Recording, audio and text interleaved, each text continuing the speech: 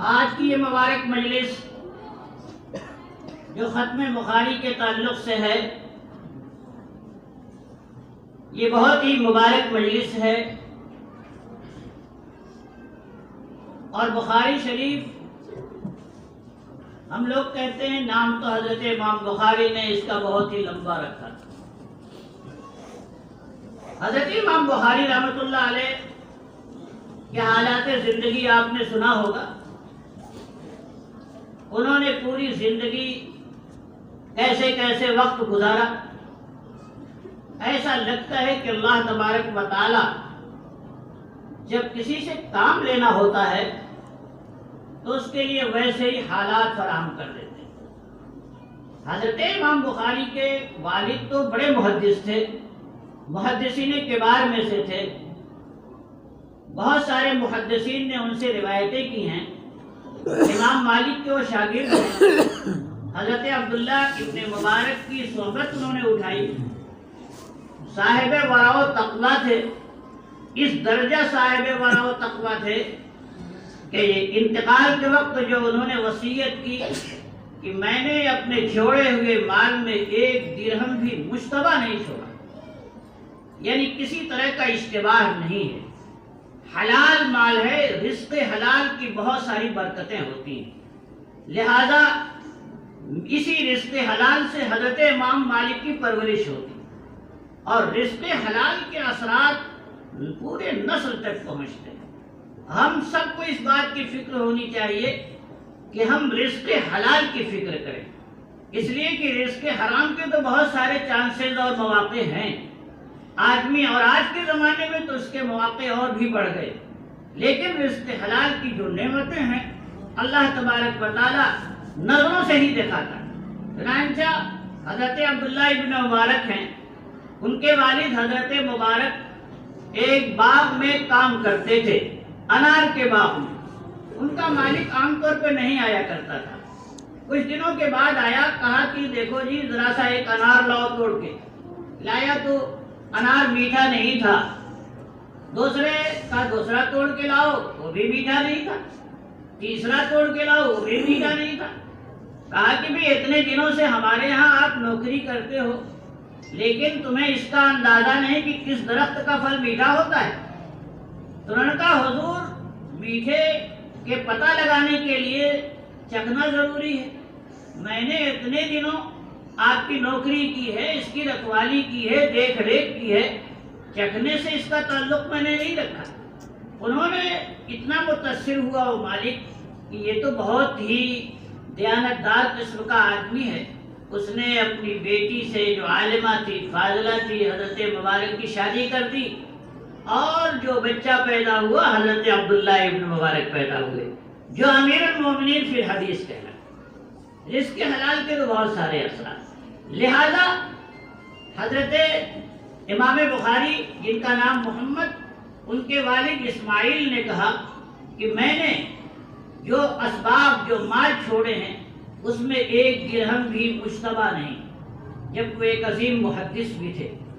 اور آگے جا کر کے ایک مجوسی جو ان کے نسل میں برجسبہ آتے ہیں وہ مجوسی تھے، لیکن اس کے بعد حضرت مغیرہ مشرف باسلام ہوتے ہیں، حاکم یمان کے ہاتھ پہ، اسی بنیاد پر ان کو یمانی کہا جاتا ہے، جو عرب کا قبیلہ اس کی طرف نسبت کرتے ہوئے انہیں جعفی کہا جاتا ہے۔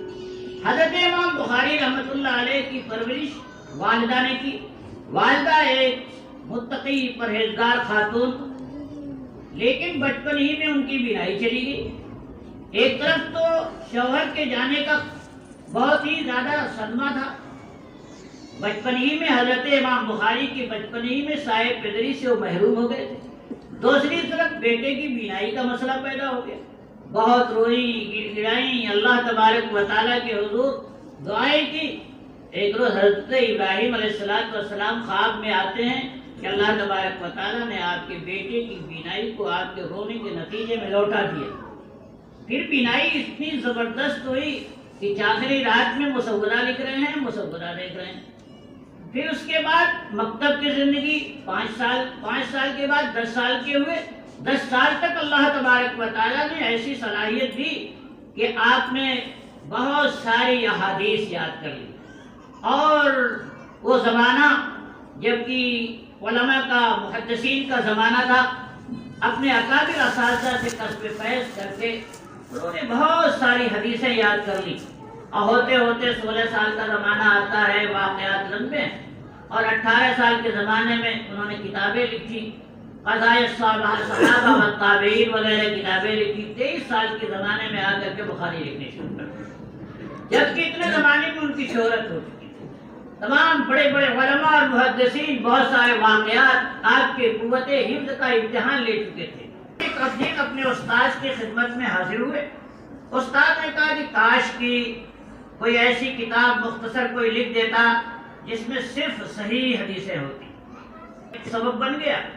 تیسری چیز کہ خواب بھی دیکھا آپ نے، خواب میں یہ دیکھتے ہیں کہ نبی اکرم صلی اللہ علیہ وسلم تشریف فرما ہے اور میں پنکھے جل رہا ہوں، تعبیر دینے والے نے بتا دیا کہ اس کا مطلب کہ آپ حدیث کے سلسلے میں خدمت کریں گے اور جو اس کی طرف غلط باتیں منسوب ہوں گی اس کو آپ دور کریں گے۔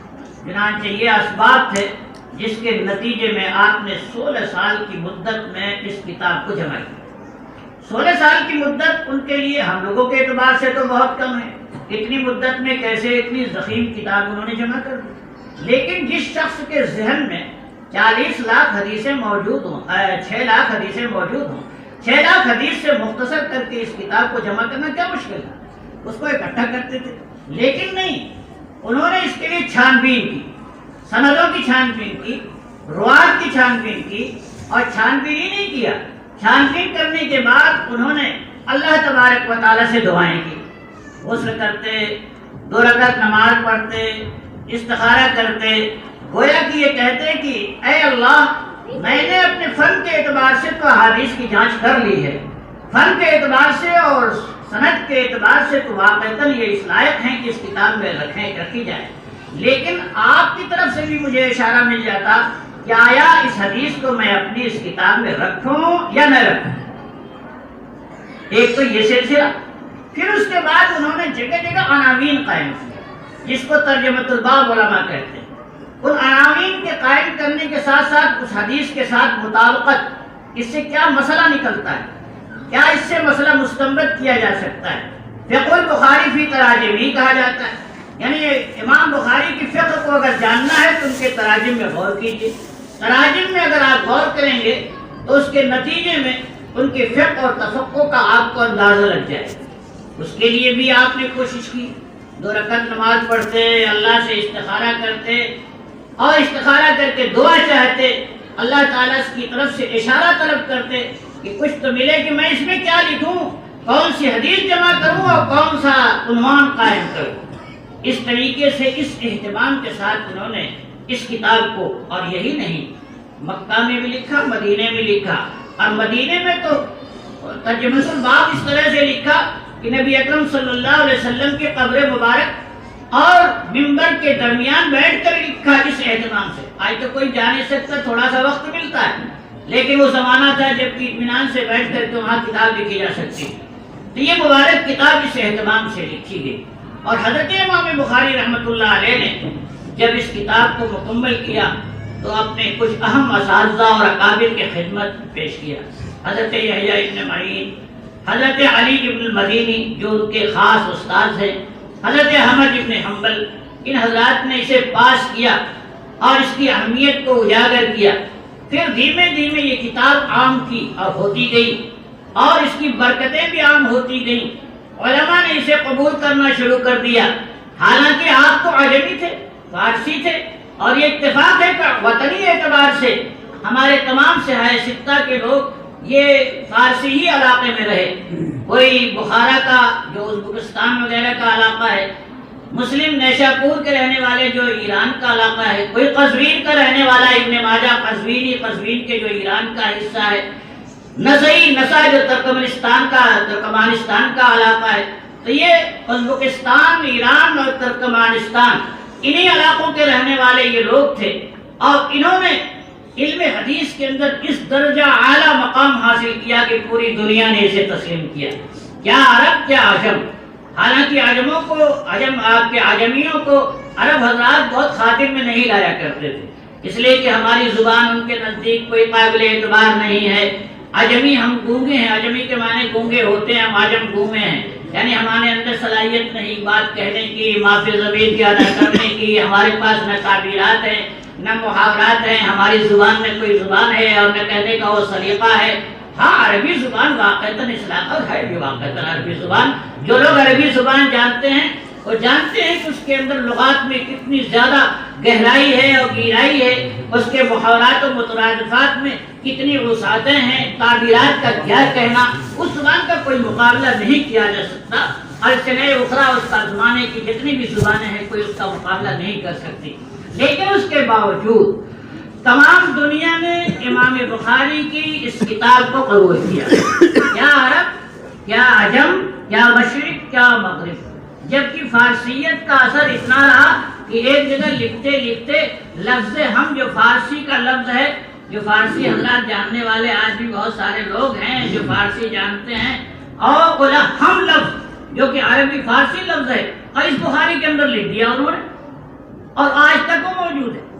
فارسیت کا اتنا اثر رہا ہے، لیکن اس کے باوجود عرب و عجم سب نے قبول کیا اور اس کی برکتیں عام ہوئی۔ کشتی میں تجربہ بتایا، تجربے نے بتایا کہ جس کشتی میں بخاری کے نسخہ رہا کشتی نہیں ڈوبی، طاعون پھیلا، وبائیں آئیں، مرض عام ہوا، کسی بھی طرح کی پریشانی ہوئی، اگر قرآن آپ کے بخاری شریف کو ختم کیا گیا اس کی برکت سے وبائیں ٹل گئیں، مرض دور ہو گیا، مقدمات سے رہائی حاصل ہو گئی اور پریشانیاں اور تکلیف سب کی سب رفع ہو گئی اس کی برکت کی وجہ سے، اس لیے کہ اس میں احادیث نبویہ ہیں، نبی اکرم صلی اللہ علیہ وسلم کے پاک ارشادات ہیں، اور حتی الامکان کوشش یہ کی گئی ہے کہ کہیں سے اس میں کسی طرح کی کمی نہ رہنے پائے۔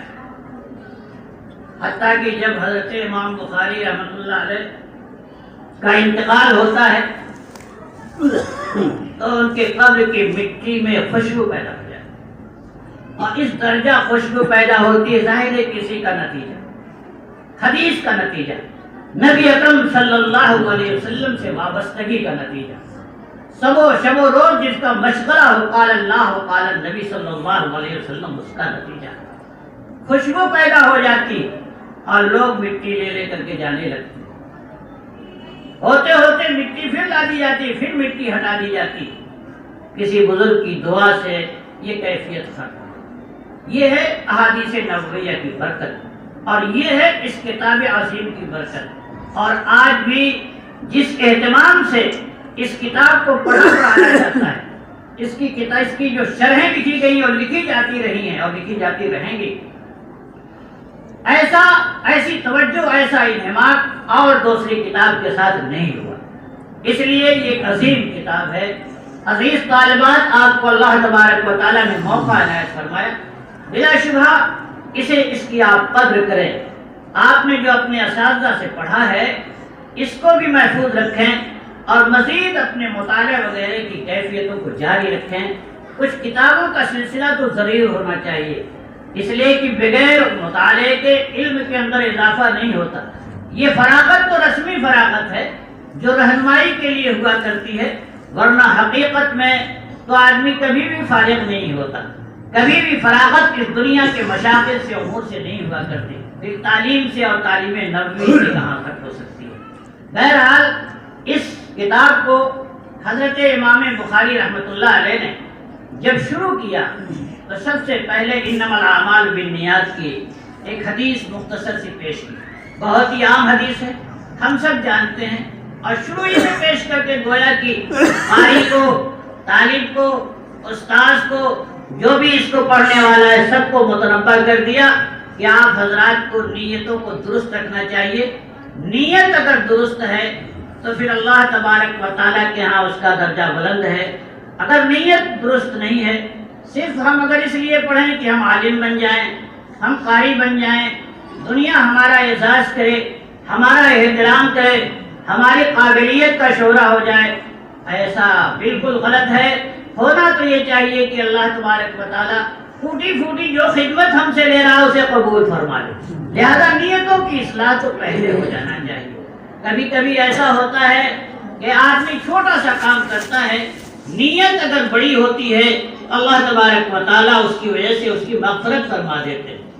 ایک شخص نے کتے کو پانی پلا دیا، اس کی مغفرت ہوگی، فشکر اللہ لہ وغفر لہ، اللہ تبارک و تعالیٰ نے اس کی مغفرت فرما دی۔ راستے سے کانٹا کو ہٹا دیا، اس کی مغفرت ہو جاتی ہے۔ آپ نے کوئی پودا لگا دیا، اس صدقہ قرار دیا جاتا ہے۔ آپ نے ایک لقمہ اپنی بیوی کے منہ میں ڈال دیا ثواب کی نیت سے، اس کو شریعت اور اللہ کی نگاہ میں صدقہ کہا جاتا ہے۔ یہ چھوٹے چھوٹے اعمال ہیں، لیکن اگر آپ کی نیت درست ہے تو نیت کے اصلاح کے نتیجے میں اللہ تبارک و تعالیٰ اس کا اجر بہت عطا فرماتا ہے۔ لہذا پہلے نمبر تو نیت درست کر لیں، پھر نیت کی درستگی کے بعد آپ نے آخر میں جو حدیث ذکر کی، اس حدیث سے بھی ذکر کیا کہ یہ خاتمے کا وقت ہے، آخری وقت ہے، زندگی کی ابتدا ہوتی ہے اور اس کی ایک انتہا ہوتی ہے۔ ابتدا کے بعد اور انتہا اور درمیان میں آپ کو اپنی فکر کرنا چاہیے کہ خاتمہ بالخیر ہو۔ انما العبرۃ بالخواتیم، اعتبار تو خاتمے کا ہوا کرتا ہے، لہذا خاتمہ بھی آپ کو پورے طور پہ اپنا صحیح رکھنا چاہیے، اس کی فکر کرنی چاہیے۔ اور حضرت شیخ زکریا علیہ الرحمہ نے تو لکھا ہے کہ حضرت امام بخاری رحمۃ اللہ علیہ ہر کتاب کے اخیر میں ایسی حدیث ذکر کرتے ہیں جو خاتمے کی طرف اشارہ کرتی ہے، انسان کی زندگی کے خاتمے کی طرف، تاکہ آدمی اپنے بارے میں فکر مند بھی ہو، سوچے اور غور کرے۔ یہ زندگی روزمرہ نہیں، ہمیشہ کے لیے نہیں ہے، بلکہ چند ایام ہے اور اس کے گزرنے کے بعد ہم کو اللہ کے حضور جانا ہے، لہذا اس کی ہمیشہ فکر ہونی چاہیے۔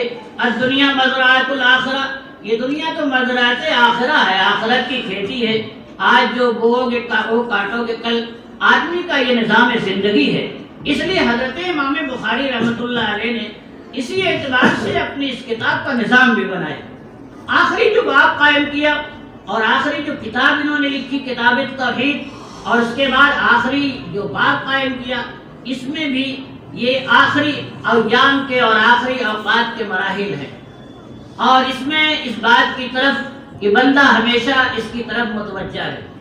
اور پھر حضرت امام بخاری رحمۃ اللہ علیہ نے اپنی اس کتاب کے ذریعے صرف یہ کہ احادیث نبویہ کو جمع کیا، ایسا نہیں، احادیث نبویہ کو جمع کرنے کے ساتھ ساتھ اس وقت کے مسائل پر بھی آپ کی گہری نگاہ، اور اس وقت کے جو باطل فرقے تھے ان پر بھی آپ کی گہری نگاہ، ان کی تردید کی بھی آپ کو فکر رہتی تھی۔ بہت سارے ایسے مواقع جب آپ نے سخت طریقے سے ان کی تردید کی، آخر میں ان حضرات کی جو عقل کے بیچارے پجاری ہوتے ہیں، عقل ہی کی مانتے ہیں، عقل کہے تو تسلیم، عقل نہ مانے تو اس کو تسلیم نہیں کرتے، جبکہ ہم لوگ عقل کو نہیں مانتے۔ عقل کیا ہے؟ عقل تو چند قدم جانے کے بعد ساتھ چھوڑ دیا کرتی ہے۔ ہم کو تو ماننا ہے اس پر جو جس کی خبر دی ہے صادق و مصدوق نے، نبی اکرم صلی اللہ علیہ وسلم نے۔ اللہ تبارک و تعالیٰ نے قرآن کریم میں جس بات کی تعلیم دی ہے، اس سے بڑھ کر کے کوئی تعلیم نہیں، اس سے بڑھ کے کوئی خبر نہیں، اس سے بڑھ کر کوئی اچھی بات نہیں، ہم تو اس کو تسلیم کرتے ہیں۔ عقل پر جو تھوڑی دور جا کر کے چند قدم ساتھ دینے کے بعد ساتھ چھوڑ دے، ہم اسے تسلیم نہیں کرتے۔ لیکن ایک جماعت رہی ہے معتزلہ کے بہت سارے ایسے عقائد ہیں جو باطل قسم کے تھے، اور بہت ساری ایسی جماعتیں بھی گزری ہیں جن کے عقائد بہت ہی غلط قسم کے تھے۔ آج دنیا میں کوئی ان کا ماننے والا نہیں۔ آپ تلاش کریں کہ معتزلہ بھی کوئی ہے، کوئی جانے کرامیہ بھی کوئی ہے، جہمیہ بھی کوئی ہے، اور فلاں بھی کوئی ماننے والا ہے۔ دنیا کی کسی گوشے میں اس طریقے کے کوئی وجود نہیں ملے گا۔ وہی رہتا ہے جو حق پہ رہتا ہے۔ جو اہل سنت و جماعت کے لوگ برحق تھے، وہی لوگ نظر آتے ہیں، پوری دنیا میں نظر آتے ہیں۔ آج بھی بہت سارے فرقے پیدا ہوتے ہیں، ادھر پیدا ہو گئے، ادھر پیدا ہو گئے، ادھر دوڑائے گئے، ادھر دوڑائے گئے، اور لوگوں نے ان کے پردے فاش کیے، خامیاں واضح کی، اور کچھ دنوں کے بعد وہ بھی دنیا سے صفحہ ہستی سے ختم کر دیے جاتے۔ اس لیے کہ جا حق و زہق الباطل ان الباطل کان زہوقا، حق کو ہمیشہ اجاگر ہونا ہے، باطل کبھی بھی رہ نہیں سکتا، پائیدار نہیں ہو سکتا۔ اس زمانے کی بات ہے، معتزلہ نے کہا کہ جب انسان مرے گا، مرنے کے بعد دائرے کی برزخ کا زمانہ ہے، اہل سنت و جماعت نے کہا کہ پھر میزان قائم ہوگی، بھئی آپ نے دنیا میں کیا کیا ہے۔ اللہ تبارک و تعالیٰ عرش پہ بیٹھیں گے، سامنے بالکل میزان ہوگا، ایک پلہ دائیں جو نیکیوں کا، بائیں طرف جو بدی کا۔ حضرت جبریل امین تول رہے ہوں گے، جن کا پلڑا بھاری ہوا نیکیوں کا جھک گیا وہ کامیاب ہو گیا، جن کا پلڑا آپ کے نیکیوں کا اٹھ گیا، بدی کا جھک گیا، وہ ناکام ہو گیا۔ معتزلہ نے کہا کہ یہ میزان وغیرہ کیا چیز ہے، یہ ترازو کہاں ہوں گے؟ اللہ تبارک و تعالیٰ تو علیم بذات الصدور ہے، اللہ تبارک و تعالیٰ تو ساری چیزوں کو جانتا ہے، انہیں اس بات کو جاننے کی کیا ضرورت ہے؟ لیکن قرآن نے سب سے پہلے تو ہم یہ کہتے ہیں کہ قرآن نے کہہ دیا ہم مان گئے، لیکن اللہ تبارک و تعالیٰ نے کسی چیز کو جب ظاہر کرنا چاہا تو اس کے اندر بھی مصلحت ہیں۔ اللہ کیا عدل ہے، اللہ کیا ظلم نہیں ہے، لیس بظلام للعبید، اللہ کبھی ظلم آپ نے کسی پر کیا ہے نہ کبھی ہوا ہے، لیکن کبھی کبھی عدل ہوتا ہے، کبھی عدل کا اظہار ہوتا ہے، حقیقت کا اظہار بھی کبھی کبھی کیا جاتا ہے۔ عدل ہونا الگ ہے، عدل کا ظہور الگ ہے، تاکہ یہ انسان سمجھے کہ میرے ساتھ کہیں کوئی کمی نہیں کی گئی ہے۔ لہذا اللہ تبارک و تعالیٰ ترازو قائم کریں گے، انصاف کا ترازو، اور اس سے آدمی کو پتہ چل جائے گا کہ آپ کس پوزیشن میں سے۔ ہو سکتا ہے کہ دنیا میں ہمیں ولی سمجھا جاتا رہا ہو، بہت ہی نیک پرہیزگار سمجھا جاتا رہا ہو، لیکن حقیقت اللہ جانتا ہے، وہاں جا کر کے ہماری پول کھل جائے گی کہ ہم کیا تھے کیا نہیں تھے۔ لہذا ہمیں حقیقت میں بھی اپنے کو اسی طریقے سے بنا کے رکھنا ہے تاکہ وہاں جانے کے بعد شرمندہ نہ ہونا پڑے۔ اللہ تبارک و تعالیٰ نے ایک آیت فرمائی اور اسی آیت سے اس باب کو شروع کیا حضرت امام بخاری رحمۃ اللہ علیہ نے، اور یہ آخری باب ہے۔ اللہ تبارک و تعالیٰ کا ارشاد گرامی وَنَضَعُ الْمَوَازِينَ، ہم ترازو قائم کریں گے۔ موازین جمع کا صیغہ استعمال کیا ہے، یہ بھی ممکن ہے کہ ایک ترازو ہو جیسا کہ بعد میں تھا، لیکن جمع کبھی کبھی عظمت کو بتانے کے لیے بھی کر دیا جاتا ہے، لیکن ترازو ایک تھی، یا یہ کہ کئی ترازو، اشخاص کے اعتبار سے کہ افراد کے اعتبار سے، اعمال کے اعتبار سے مختلف ترازو، تاکہ ہر ترازو کے ذریعے سب کی، لیکن عام طور پہ علماء نے کہا ایک ترازو جمع اس لیے لایا گیا تاکہ یہ بتایا جا سکے اس کی عظمت کو بتانے کے لیے، یا یہ کہ اعمال کے تعدد یا اشخاص کے تعدد کی بنیاد۔ یہ موازین کیسے ہوں گے؟ قسط، جو بہت انصاف کے ہوں گے۔ اے طالبات ذرا غور کریں گی، کچھ چیزیں تو ایسی ہیں جو بطور خاص آپ کے لیے، کچھ باتیں اس میں علمی آتی ہیں، اور علمی باتیں ظاہر ہے کہ آپ کے لیے ہیں، اہل علم کے لیے ہیں، اور اس کا بھی جاننا ضروری ہوتا ہے۔ یہاں پر جو قسط ذکر کیا ہے، آپ کے ذہن میں یہ بات پیدا ہو سکتی ہے کہ موازین جمع ہے، اس کی صفت قسط ہے، قسط تو واحد نظر آ رہا ہے، جبکہ جمع اور آپ کے صفت اور موصوف کے درمیان مطابقت ہوا کرتی۔ علماء نے کہا کہ بھئی یہ مصدر ہے، مصدر المصدر لا یثنى ولا یجمع، اس کے اندر گنجائش اس بات کی ہوتی ہے، یا یہ کہ اس کا مضاف محذوف کر دیا جاتا ہے ذوات قسط، یا اس کو مفعول لہ مان لیا جاتا ہے لأجل القسط۔ لہذا بہرحال انصاف کا ترازو اللہ تبارک و تعالیٰ قائم کریں گے لیوم القیامہ، قیامت کے دن، قیامت کے دن اللہ تبارک و تعالیٰ انصاف قائم کریں گے۔ جب انصاف کا ترازو قائم ہوگا تو اس ترازو کے اندر تولا جائے گا بندوں کا عمل۔ امام بخاری نے فرمایا وَأَنَّ أَعْمَالَ بَنِي آدَمَ وَقَوْلَهُمْ يُوزَنُ، کہ بندوں کے اعمال تولے جائیں گے، بندوں کے اعمال تولے جائیں گے، یا صاحب اعمال جو عمل کرنے والے ہیں وہ تولے جائیں گے، یا یہ کہ وہ خود بندہ تولا جائے گا۔ ایک رائے علماء کی ہے کہ بندے تولے جائیں گے، جیسا کہ آتا ہے حدیث میں، ایک شخص موٹا فربا قسم کا لایا جائے گا اور اللہ کے نزدیک اس کی حیثیت ایک مچھر کے پر کے برابر بھی نہیں ہوگی۔ حضرت عبداللہ بن مسعود کے پیر بالکل پتلا، کہا کہ یہ پتلے پیر کا وزن احد پہاڑ کے برابر ہوگا۔ اللہ کے ہاں ظاہر ہے کہ کیفیت کا اعتبار ہوتا ہے، کمیت کا اعتبار نہیں ہوتا۔ تو بعض حضرات کا خیال یہ ہے کہ وہ شخص تولا جائے گا، لیکن ایک رائے علماء کی یہ ہے کہ نہیں، وہ صحیفہ جس میں کہ سارے اعمال لکھے جاتے ہیں اس کو تولا جائے گا، جیسا کہ حدیث بطاقہ ہے جس میں کہ نبی اکرم صلی اللہ علیہ وسلم نے ارشاد فرمایا قیامت کے دن اللہ تبارک و تعالی میری امتی میں سے ایک امتی لائے گا اور اس کے 99 رجسٹر سامنے رکھے گا، ایک رجسٹر بڑا لمبا تا حد نگاہ ہوگا، سب میں اس کی غلطیاں ہی غلطیاں، گناہ ہی گناہ سرزد ہوں گے، لکھے ہوں گے۔ اللہ پوچھے گا بتاؤ جی صحیح ہے یا نہیں ہے، میرے فرشتوں نے اس میں کوئی غلطی اور کمی تو نہیں کر دی ہے؟ کہا نہیں حضور یہ تو ایسے ہی ہے۔ کہا کہ دیکھو ایسے میں ایک ٹکڑا دے گا، لے جاؤ اس کو رکھ دو۔ اب یہ حیرت زدہ ہوگا کہ آخر اتنے لمبے چوڑے رجسٹر کے مقابل میں جس میں کہ میرا گناہ ہی گناہ ہے، ایسے میں میرے لیے اس ٹکڑے کی کیا حیثیت ہے؟ لیکن جب یہ ٹکڑا لے جا کے رکھا جائے گا تو اس کا پلڑا چھپ جائے گا اور کیا ہوگا؟ لا الہ الا اللہ محمد رسول اللہ۔ پتا چلا کہ وہ صحیفہ تولا جائے گا۔ اس بنیاد پر لوگوں نے کہا، علماء نے کہا کہ اللہ تبارک و تعالی اس صحیفے کو تولیں گے اور جس کا پلڑا جیسا ہوگا اس کے مطابق فیصلہ ہوگا۔ لیکن حضرت امام بخاری رحمۃ اللہ علیہ کا خیال یہ ہے کہ خود اعمال تولے جائیں۔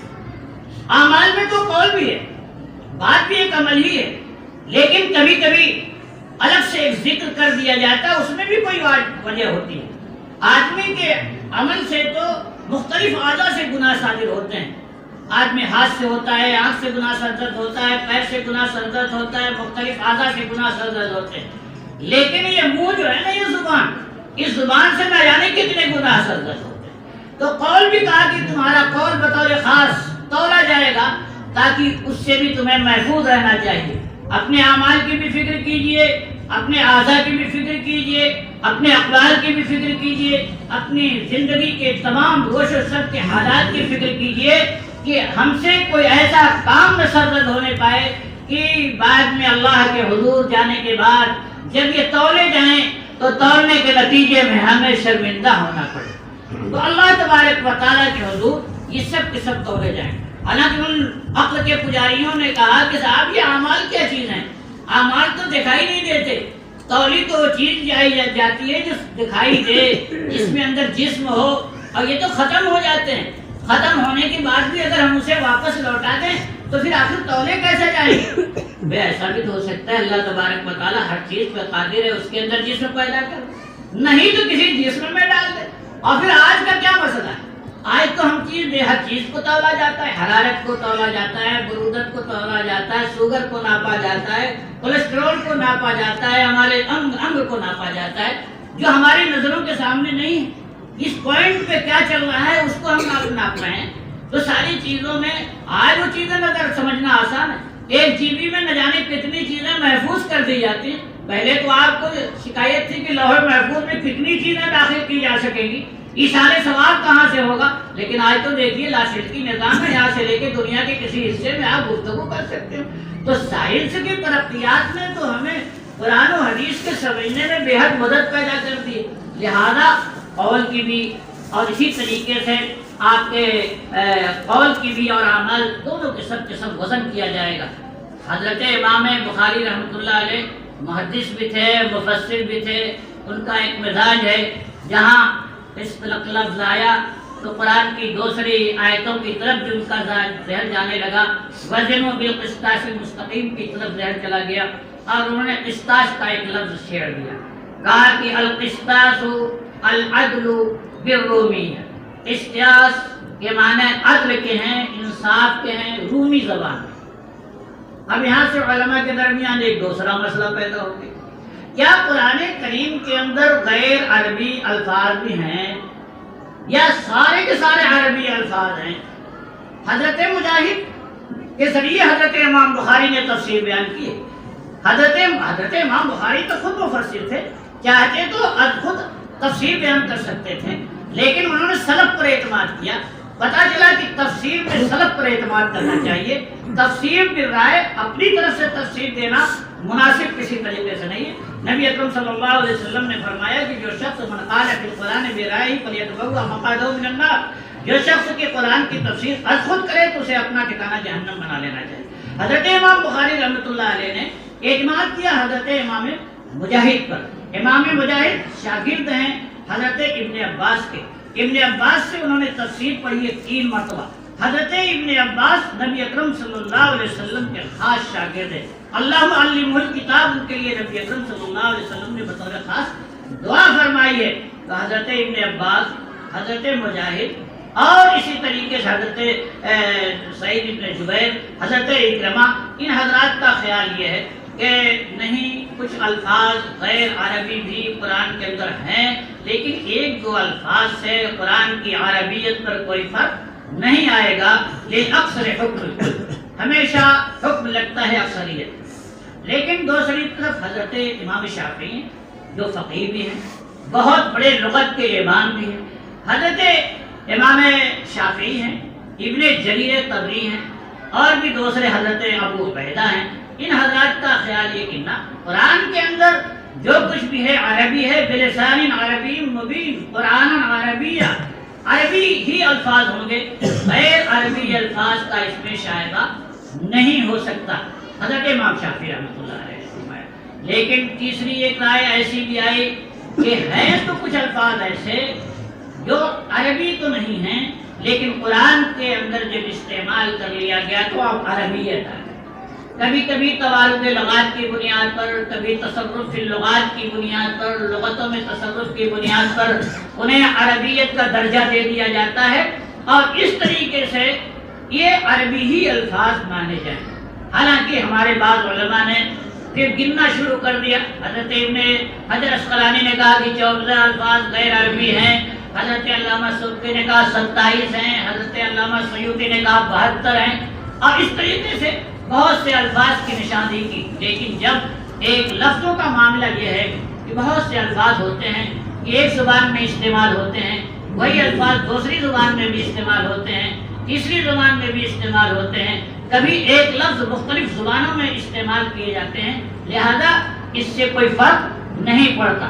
بہرحال اس کے بعد آتا ہے کہ وہ یقال القسط مصدر المقسط، کہا جاتا ہے کہ یہ قسط مقسط کا مصدر ہے۔ یقال کہا جاتا ہے، لیکن اس کے قائل حضرت ابو عبیدہ ہے۔ انہوں نے یہ بات اپنی کتاب مجاز القرآن کے اندر لکھی، یہ مقسط کا مصدر ہے۔ البتہ یہ مسئلہ ہے کہ قسط تو ثلاثی مجرد ہے، مقسط ثلاثی مزید ہے، آخر اس کا یہ مصدر کیسے ہو سکتا ہے؟ علماء نے کہا کہ بھئی اصل جو مادہ ہے قاف سین تا دونوں کا ایک ہے، حذف زوائد جتنی زائد چیزیں ہیں اس کو حذف کر دی جائیں تو دونوں ایک ہوتی ہیں۔ یا یہ بھی ہو سکتا ہے کہ مقسط کا مصدر اقساط کو بنا دیا جائے، اقساط کا مصدر قسط ہے، دونوں ایک ہو جائیں گے۔ بہرحال انہوں نے کہا کہ دیکھیے قسط سے قاسط ہے اور مقسط اقساط سے ہے، قرآن نے دونوں استعمال کیا ہے۔ مقسط کے معنی عادل کے آتے ہیں، قاسط کے معنی جائر اور ظالم کے آتے ہیں۔ دونوں کو اللہ تبارک و تعالیٰ نے اپنے قرآن کے اندر ذکر کیا ہے۔ ان اللہ یحب المقسطین، انصاف والوں کو اللہ تبارک و تعالیٰ پسند فرماتے ہیں۔ اسی طریقے سے قاسط کے بارے میں کہ قاسطون فکانوا لجہنم حطبا، یہ تو جہنم کے ایندھن ہوں۔ بہرحال حضرت امام بخاری رحمۃ اللہ علیہ نے اس باب کو قائم کیا۔ اس باب کو قائم کرنے کے بعد حدیث کے لیے جو سند ذکر کی ہے وہ بہی قال حدثنا، یہ بہی جو ہم ذکر کرتے ہیں، اور آپ نے شروع میں بچیوں کے پڑھا، آپ نے بالسند المتصل منا الی الامام الحافظ الحجہ امیر المومنین فی الحدیث ابی عبداللہ محمد ابن اسماعیل البخاری رحمہ اللہ، گویا کہ یہ ہماری سند چلی جاتی ہے، جڑ جاتی ہے نبی اکرم صلی اللہ علیہ وسلم۔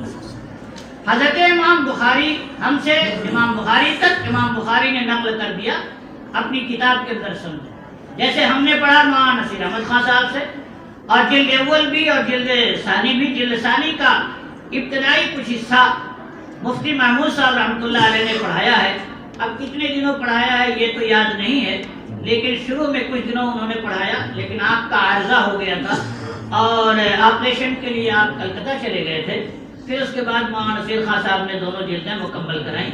پھر انہوں نے پڑھا حضرت مدنی علیہ الرحمہ سے، اور بھی دوسرے ان کے سندیں ہیں.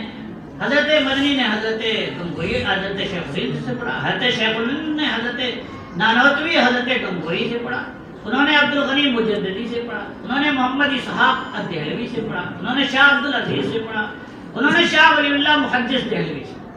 شاہ ولی اللہ محدث یہ مدار سند ہے ہندوستان، پاکستان، بنگلہ دیش، اور پھر اس کے بعد ایک سلسلہ و سندیں ہماری کتابوں کے اندر موجود ہیں. گویا کہ جو احادیث نبویہ ہمارے پاس موجود ہیں اس کا سلسلہ سند ہم سے لے کر کے نبی اکرم صلی اللہ علیہ وسلم تک آج بھی موجود. اور یہ اسلام کی خصوصیت کہ انہوں نے اسماء الرجال کا ایک طریقہ اپنایا، سند کی حفاظت فرمائی، اور سند کی بنیاد پر کچھ احادیث کی اہمیت کا اندازہ ہو. لولا الاسناد، اگر یہ اسناد نہ ہوتی، لقال من شاء، جو چاہتا جیسے چاہتا کہہ دیتا. اگر یہ سندوں کا سلسلہ نہ ہوتا اور اتنی چھان پھنک پھٹک نہ ہوئی ہوتی محدثین و روات کے بارے میں. آتا ہے کہ روات کی تحقیق کے بارے میں جب لوگ کسی محلے میں جاتے اور ان کے بارے میں تحقیق کرتے تو لوگوں کو شبہ ہونے لگتا ہے کہ کہیں رشتے کے لیے نہیں نا تحقیق کر رہے ہیں. آپ یقین مانیے کہ ہماری یہ لمبی چوڑی اتنی کتاب ہے، کسی بھی شخصیت پر کسی نام پہ آپ انگلی رکھیے، ہم اس کی پوری تفصیل اپنی کتابوں کو کھول کر کے بتا دیں گے. یہ کہاں پیدا ہوئے، کہاں ان کا انتقال ہوا، ان کے کتنے اساتذہ تھے، ان کے کتنے تلامذہ تھے، کہاں انہوں نے کس طریقے سے جا کر کے حاصل کیا، کس طریقے سے حاصل کیا، ان کے اوصاف و کمالات کیا تھے، ان کی تصانیف کیا تھے. اتنی تفصیل کے ساتھ ہمارے ذخیرے علمی کے اندر ساری چیزیں موجود ہیں. اور اتنے اعتماد کے ساتھ ہم کہہ سکتے ہیں کہ قرآن وہ تو تواتر کے ساتھ محفوظ ہے. نبی اکرم صلی اللہ علیہ وسلم جو نازل ہوا قرآن وہی اب تک موجود ہے، اور اس کی حفاظت چونکہ اللہ تبارک و تعالیٰ نے خود لی تھی. لوح المحفوظ میں رکھا، لوح المحفوظ سے فرشتے لائے اور بیت العزت کے اندر آسمان دنیا کے اندر، اور پھر وہاں سے نبی اکرم صلی اللہ علیہ وسلم پر اور نبی اکرم صلی اللہ علیہ وسلم نے صحابہ نے محفوظ کیا اور اس کی کتابتیں ہوئیں اور سارے حفاظ پیدا ہوئے نبی اکرم صلی اللہ علیہ وسلم کو. تو اللہ تبارک و تعالیٰ نے اس کے دل ہی کے اوپر نازل فرما دیا. پھر حضرت ابوبکر حافظ ہوئے، حضرت عمر حافظ ہوئے، حضرت عثمان غنی اور حضرت علی رضی اللہ تعالیٰ عنہ، حضرت عائشہ حافظہ تھی، حضرت حفصہ حافظہ تھی، حضرت ام سلمہ حافظہ تھی. صحابہ اور صحابیات کا ایک لمبا سلسلہ تھا، اور حضرت ابوبکر نے پھر اس کو محفوظ کیا، اور پھر حضرت عثمان غنی نے ایک لغت پہ جمع کر دیا اور جو مصحف عثمانی کے نام سے محفوظ ہے، اور پھر آج بھی تاشقند اور استنبول کے اندر ذخیرے میں موجود ہے. وہ تو اللہ تبارک و تعالیٰ نے اس کی حفاظت کی ذمہ داری لے لی تھی اور اس کی حفاظت کے اسباب مہیا فرمائے تھے. اور آج بھی چھوٹے چھوٹے بچے اور بچیوں کے سینوں کے اندر قرآن محفوظ ہے، کوئی غلط ایک حرف اور زیر زبر نہیں کر سکتا. لیکن احادیث نبویہ علی صاحب الصلاۃ والتسلیم جو نبی پاک صلی اللہ علیہ وسلم کے پاک ارشادات تھے، اس کی بھی حفاظت کا سامان مہیا کر دیا اللہ تبارک و تعالیٰ نے. حفاظت کیسے کی؟ وہ حضرات قوت حفظ کے بہت بڑے مالک تھے، قوی الحفظ تھے. وہ تو اپنے اونٹوں اور اپنے گھوڑوں کا سلسلہ نسب یاد رکھتے تھے، لمبے لمبے اشعار یاد کر رکھتے تھے. نبی اکرم صلی اللہ علیہ وسلم کے پاک ارشادات لفظ بلفظ بن وعن یاد رکھتے تھے. کتابت کرتے، لکھ کر کے محفوظ کیا جاتا. اور سب سے بڑا یاد کرنے کا ذریعہ تعامل ہوتا ہے، اس پر عمل کرنا. میں نے جو چیز بتایا اس پر آپ نے جا کر کے عمل شروع کر. صحابہ کرام تو دیوانے تھے نبی اکرم صلی اللہ علیہ وسلم. آپ کی زبان فیض ترجمان سے ایک بات نکلی، وہ لے اڑے اور جا کر کے عمل شروع کر دیا. اپنے احباب کو بتایا، اپنے رفقا کو بتایا، وہ چیز عام ہو گئی. صرف یہی نہیں کہ ایک کان سے سنا دوسرے کان سے اس کو اڑا دیا. وہ تو اطاعت و فرما بردار کے ایسے مثالی نمونہ تھے نا جس کو دنیا نے کبھی دیکھا نہ دیکھ سکتی ہے. اطاعت کا حد درجہ اہتمام تھا، اس پر عمل کرتے تھے. تعامل بہترین ذریعہ تھا. وہ تعامل کے ذریعے، کتابت کے ذریعے، قوت حفظ کے ذریعے وہ ساری چیزیں محفوظ ہوئیں اور آج تک اللہ تبارک و تعالیٰ نے محفوظ. چنانچہ حضرت امام بخاری رحمۃ اللہ علیہ کے شاگرد حضرت احمد ابن اشکاف جن سے آپ کی ملاقات مصر کے اندر بالکل آخر میں ہوئی ہے. یہ حدیث امام بخاری نے 2 جگہ اور ذکر فرمائی ہے، کتاب الدعوات میں بھی جس کو زہیر ابن حرب سے روایت کیا ہے، کتاب العباد والنذور میں بھی جس کو قتیبہ بن سعید سے روایت کیا ہے، لیکن اس روایت کو اخیر میں اس لیے ذکر کیا کہ سب سے اخیر میں ان استاد سے حاصل کیا، اور اس کو ذکر کیا۔ انہوں نے کہا، ہم سے بیان کیا محمد ابن فضیل نے، انہوں نے روایت کی عمارہ ابن قعقاع سے، انہوں نے ابو زرعہ سے، انہوں نے حضرت ابو ہریرہ رضی اللہ تعالیٰ عنہ سے۔ حضرت ابو ہریرہ رضی اللہ تعالیٰ عنہ اصحاب صفہ کے رکن رکین تھے، فاقہ کشی اختیار کرتے تھے، اللہ کے حضور اکرم صلی اللہ علیہ وسلم کے حضور ایک دم حاضر رہتے تھے، اسی در پہ پڑے رہتے تھے، بھوک سے پریشان رہتے تھے، لیکن سب کچھ کے باوجود نبی اکرم صلی اللہ علیہ وسلم کے پاک ارشادات کو حاصل کرنے کے در پہ رہتے۔ اسی لیے سب سے زیادہ روایتیں حضرت ابو ہریرہ سے۔ یہ کنیت ہے، نام تو بہت سارے ان کی کتابوں میں ذکر کیے جاتے ہیں، 40 تک اقوال ملتے ہیں، لیکن اتفاق ہے کہ تابعی بھی کنیت کا ذکر کیا ہے اور صحابی کا بھی کنیت سے ہے، اور نام میں دونوں کے اختلاف ہے، کئی ایک نام ان کے بھی ملتے ہیں، کئی نام ان کے بھی ملتے ہیں۔ حضرت ابو ہریرہ رضی اللہ تعالیٰ عنہ نے فرمایا کہ نبی اکرم صلی اللہ علیہ وسلم نے فرمایا، کلمتان حبیبتان، دو کلمہ، دو کلام، دو بول، حبیب معنی میں محبوب، فعیل معنی میں مفعول، دو ایسی باتیں ہیں، دو ایسے کلمے ہیں جو بہت پیارے ہیں، بہت ہی پیارے ہیں اللہ کو، الی الرحمن، رحمان کے نزدیک بڑی زیادہ وہ پیارے ہیں۔ رحمان کا صیغہ بھی اس بات کی طرف اشارہ ہے کہ اللہ کی رحمت بھی اس میں شامل ہے کہ چھوٹی سے بول ثواب بہت زیادہ، چھوٹا سا عمل قلیل، اور اللہ تبارک و تعالیٰ کی طرف سے کثیر ثواب۔ اللہ رحمان ہے اور اس کی رحمت واسعہ کا یہ فضل ہے، اور آدمی کے ذہن میں آ سکتا ہے کہ جب اللہ کو پیارے ہیں تو بہت ہی گڑبڑ ہوں گے، ادائیگی مشکل ہوگی۔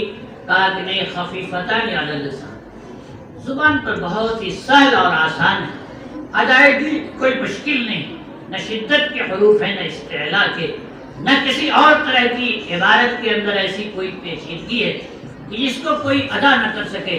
ایک عام قاری بھی ادا کر سکتا ہے، ایک عام انسان بھی ادا کر سکتا ہے، ایک عالم بھی ادا کر سکتا ہے، ہر شخص ادا کر سکتا ہے۔ اور کہہ سکتے ہیں جب یہ اتنا ہلکا ہے تو پھر میزان میں کیا ہوگا؟ کا ثقیلتان فی المیزان، میزان میں مگر وہ بہت ہی گڑبڑے ہوں گے، اور یہی بتانا چاہا ہے حضرت امام بخاری نے۔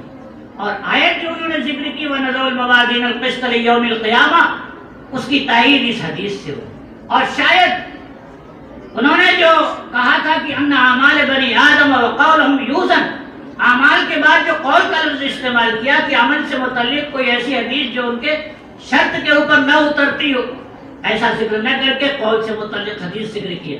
کہا کہ میزان میں رکھنے کے بعد ترازو جھک جائے گا، بہت ہی ثقیل ہے، بہت ہی گڑبڑ، اور وہ کیا ہے؟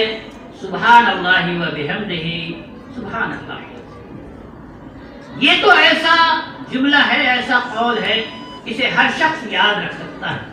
یہ تسبیح ہے، تسبیح کے معنی آتے ہیں پاکی بیان کرنا۔ تسبیح کے معنی سبحان مصدر ہے، اس کے فعل کو حذف کر کے اضافت کر دی گئی ہے مفعول کی طرف، یعنی یہ کہ گویا کہ ہم پاکی بیان کرتے ہیں اللہ تبارک و تعالی تمام چیزوں سے، جتنی چیزیں ہیں ساری چیزوں سے، ہم سارے عیوب سے اللہ تبارک و تعالیٰ کو ہم پاک مانتے ہیں۔ گویا کہ اس میں صفات سلبیہ کا ذکر، لیکن وہ بحمدہ، اور اس کی تعریف بھی کرتے ہیں۔ والثناء علی الجمیل الاختیاری علی وجہ التعظیم، تعظیم کے طور پر کسی کی تعریف کر دینا جو اختیاری خوبی کے اوپر ہو، اسے حمد کہتے ہیں، اللہ تبارک و تعالیٰ کی حمد کرتے ہیں۔ یہ صفات ثبوتی ہیں، گویا کہ اللہ تبارک و تعالیٰ سے تمام عیوب کو حد پاک ہونے کا بھی اس میں ذکر کیا، اور ساتھ ہی ساتھ تمام محامد، تمام محاسن، تمام اچھائیاں اور تمام خوبیوں کو ہم نے ان کے لیے ثابت کیا۔ لیکن آج میں پھر دوبارہ آگے سبحان اللہ العظیم، پھر سبحان کا اعادہ کر دیا۔ وہ اس بات کی طرف کو زمانہ تھا شرک کا، شرک عام، بہت سارے لوگ حضرت عیسیٰ کو اللہ کا بیٹا مانتے، عزیر ابن اللہ، عزیر کو اللہ کا بیٹا مانتے، فرشتوں کو اللہ کی اولاد قرار دیتے۔ ضرورت یہ تھی کہ تسبیح اور پاکی کا ذکر ذرا تاکید کے ساتھ کر دیا جائے کہ نہیں، اللہ تبارک و تعالیٰ کی ذات ان تمام عیوب سے پورے طور پہ پاک ہے۔ لہذا اللہ تبارک و تعالیٰ کی پاکی مزید تاکید کے طور پر کرتے ہوئے اس جملے کے اندر فرمایا گیا سبحان اللہ العظیم، عظیم میں کبریائی اور بڑائی، گویا کی صفت جلال اور جمال دونوں کو اکٹھا کر دیا گیا۔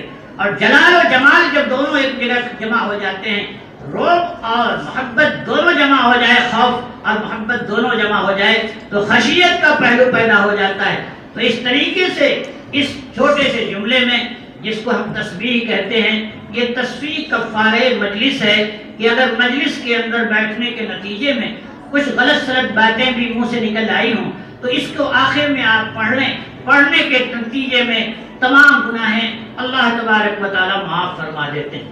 آپ کے فرمایا نبی اکرم صلی اللہ علیہ وسلم نے کہ جو شخص کی اپنے مجلس کے آخر میں یہ پڑھ لیتا ہے سبحانک اللہم و بحمدک واشہد ان لا الہ الا انت واستغفرک واتوب الیک، تو جتنی خطائیں ہیں اللہ تبارک و تعالیٰ معاف فرماتے ہیں۔ اگر کوئی شخص ایک دن میں 100 مرتبہ الحمدللہ سبحان اللہ والحمدللہ پڑھ لیتا ہے، اس کی خطائیں اللہ تبارک و تعالیٰ معاف فرما دیتے ہیں، اگرچہ دریا کے جھاگ کے برابر ہی کیوں۔ لہذا ہمیں اہتمام کرنا چاہیے ان چھوٹی چھوٹی جو آپ کے تسبیح و تحمید کی کلمات ہیں، ان کو زبانی یاد کر لینا چاہیے اور مجلس کے اختتام میں پڑھتے رہنا چاہیے۔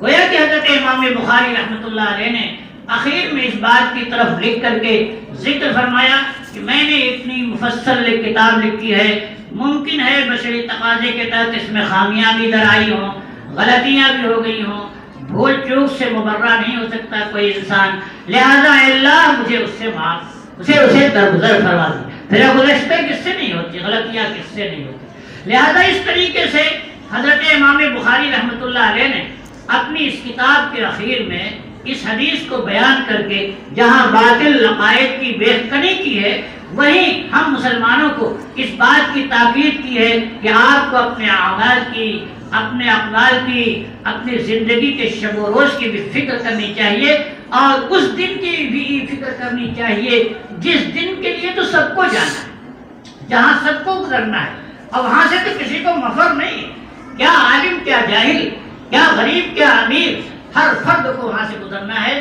لہذا اللہ تبارک و تعالیٰ سے دعا کرتے بھی رہنا چاہیے اور اس کے لیے فکر مند بھی رہنا چاہیے کہ اللہ تبارک و تعالیٰ خاتمہ بالخیر فرمائے، ورنہ تو ظاہر ہے کہ ایمان کی ابتدا سے انہوں نے زور دیا کہ آپ کا ایمان بھی صحیح ہونا چاہیے، آپ کی توحید بھی صحیح ہونا چاہیے، خاتمہ بالخیر ہونا چاہیے۔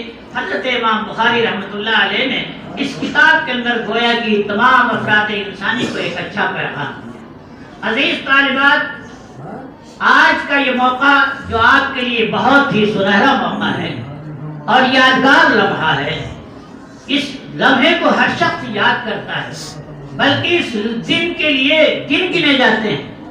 ہم سب پر ایک زمانہ آتا ہے، اس وقتوں کے لیے آدمی دن گنتا ہے کہ فلاں دن کب آئے گا۔ آج کا دن آپ کی زندگی کا ایک حسین لمحہ ہے، یادگار لمحہ ہے۔ آپ اس ادارے کی چہار دیواری سے اب باہر جا رہے ہیں، آپ کے اوپر تقاضے بڑھ چکے ہیں، آپ کی ذمہ داریاں بڑھ چکی ہیں۔ اب تک تو آپ نے اپنے اساتذہ کے زیر سایہ عربی اولیٰ سے لے کر کے آخری درجات تک کتابیں پڑھی۔ ایسے زمانے میں آدمی آزاد بھی رہتا ہے، بہت ساری چیزوں کی رعایت نہیں کر پاتا، اپنے اساتذہ سے پوچھ کر کے اور سمجھ کر کے بہت سے مسائل کو حل کر لیتا ہے۔ لیکن جب آپ اپنے گھروں کو جائیں گی، اب آپ عالمہ ہو چکی ہیں، گھروں پہ جانے کے بعد آپ سے توقعات وابستہ ہو چکے ہیں، آپ کے اہل خانہ اور اہل خانہ کے بعد آپ کی زندگی میں جہاں جانا آپ کو مقدر ہوگا، وہاں جانے کے بعد آپ اس ماحول کو دیکھیں گی اور اس ماحول کے بھی کچھ تقاضے ہوں گے۔ ایسے میں آپ کو اپنے علم کی لاج رکھنی ہوگی، اپنے علم کے وقار کو محفوظ رکھنا ہوگا۔ حضرت امام بخاری رحمۃ اللہ علیہ نے اپنے علم کے وقار کے تحفظ کے لیے اشرفی کا بھی لحاظ نہیں کیا اور دریا میں ڈال دیا تھا۔ لہذا ایسی صورت میں آپ کو اپنے علمی وقار کو بحال رکھنے کے لیے بہت کچھ سوچنا ہوگا اور صبر سے کام کرنا پڑے گا۔ خواہش کی تکمیل کوئی ضروری نہیں ہے، اپنے من کی تکمیل کوئی ضروری نہیں ہے۔ اصل تو یہ ہے کہ آپ کتاب و سنت کے مطابق زندگی گزار دیں۔ اور آپ اس طریقے سے زندگی گزاریں کہ گرد و پیش کے لوگ یہ دیکھیں اور سمجھیں اور غور کریں اور چرچے میں آپ آئیں. دیکھو کہ اس بچی نے ہاجرہ اسکول سے تعلیم پائی ہے، قرآن کی تعلیم پائی ہے، احادیث نبویہ کی تعلیم پائی ہے، فقہ کی تعلیم پائی ہے. اس سے روشنی پھیل رہی ہے معاشرے میں، ماحول میں، گرد و پیش میں. اور اس کی چلت پھرت دیکھیے، اس کے حرکات و سکنات دیکھیے، ان کی زندگی کے نظام کو دیکھیے.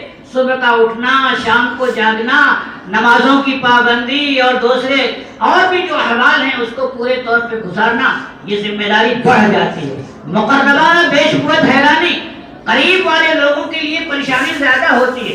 ہم ہر جگہ بیٹھ کے چائے نہیں پی سکتے، ہم ہر جگہ کھڑے ہو کر کے بات نہیں کر سکتے، آپ کسی بھی جگہ جانا چاہیں ہم نہیں جا سکتے، ہر کسی کس و ناقص سے ہم نہیں الجھ سکتے. ہماری کچھ حدیں طے ہو چکی ہیں، ہمارے گرد و پیش حالے بن چکے ہیں. لہذا اے عزیز طالبات، آپ اپنی فکر کیجئے، آپ اپنی قدر سمجھیے اور قدر جاننے اپنی، اگر آپ نے قدر پہچان لی تو آپ کی قدر کا احترام آپ کے گھر میں، آپ کے گھر اور گرد و پیش میں بھی کیا جائے گا.